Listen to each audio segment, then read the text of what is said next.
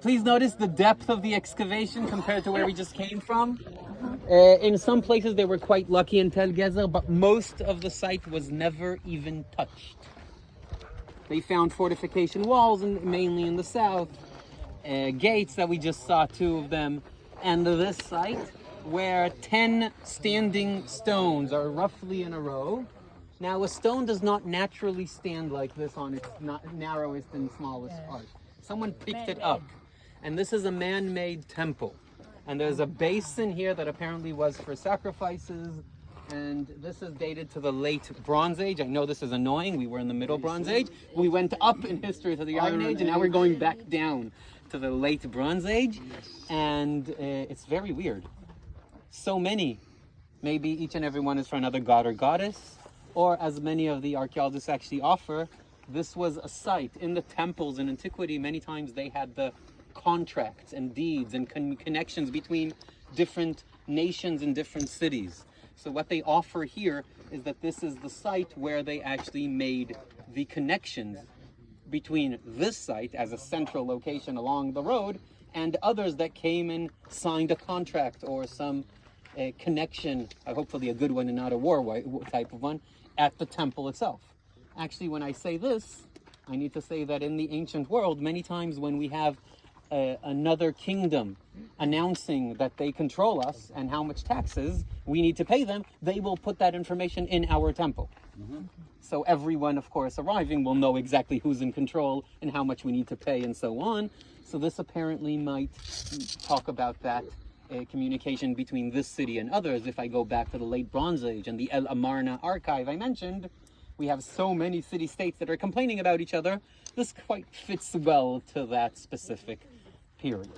So that's the pillar or column temple in Tal Gezer, and it is a very small part that you can still see. So why is this? Other areas were excavated, but as we were told, things were flipped over. This, because of its importance, was left open, unlike other sites that are covered up again.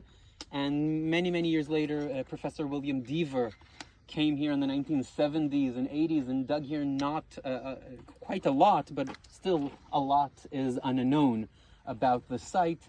And the good thing is that it's freely open, not specific opening hours. The signs are actually not bad at all. We shouldn't complain, right? Not yet. The site is accessible. You can visit it. You can go down into the water system and see actually the main components of this city. Is it considered a hike route?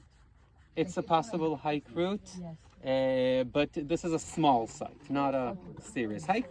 The last thing I need to take you into is the Hasmonean period, mid-Second Temple period in Tal Gezer, in one of the buildings, in a fancy big building in its ruins. On the bottom, I showed this to you, they found an inscription in Greek saying the following: Pamparas, which is the name of the person, may fire engulf Simon's house.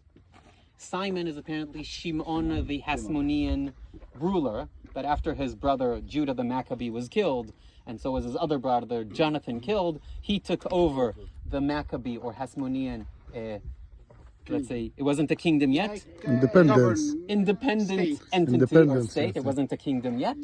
And he conquered Gezer and apparently built a palace in it. Who do you use to build? The local refugees, or actually prisoners.